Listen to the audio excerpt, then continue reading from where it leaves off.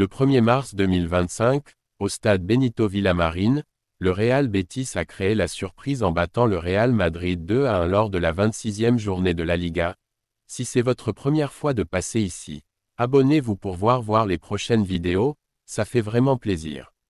Cette victoire de Real Betis a des implications majeures dans la course au titre, le Betis affichant une performance solide pour renverser la situation.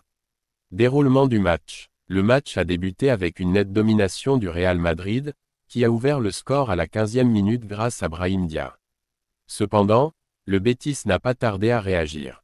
À la 30e minute, Johnny Cardoso a égalisé d'une tête précise sur un centre d'Isco Alarcón. Puis, à la 60e minute, Isco a transformé un penalty, offrant ainsi la victoire au Betis. Point saillant, Brahim Diaz a ouvert le score pour le Real Madrid avec une finition clinique.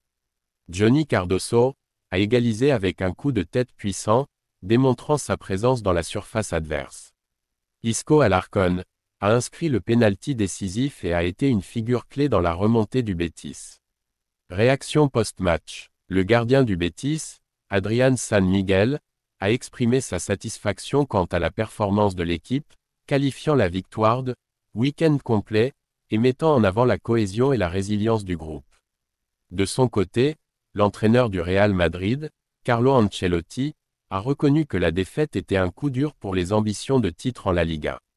Il a insisté sur la nécessité d'améliorer les performances avant le prochain match de Ligue des Champions contre l'Atlético de Madrid. Conséquence au classement. Cette défaite place le Real Madrid à égalité de points avec le FC Barcelone, leader du championnat, mais avec un match en moins. Le Betis, quant à lui, grimpe à la 7e place, renforçant ses aspirations européennes pour la saison en cours.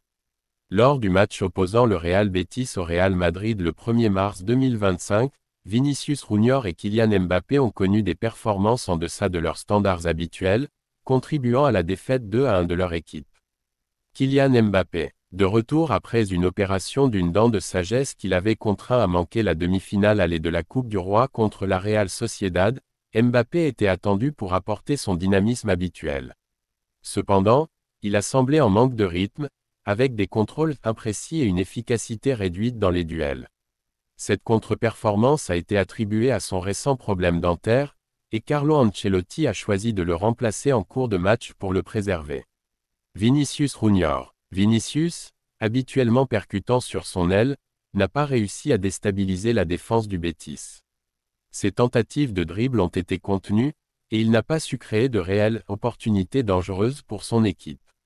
Malgré une volonté évidente, son impact sur le jeu est resté limité tout au long de la rencontre.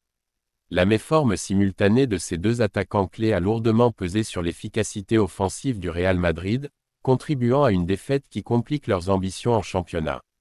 Abonnez-vous pour voir les prochaines vidéos.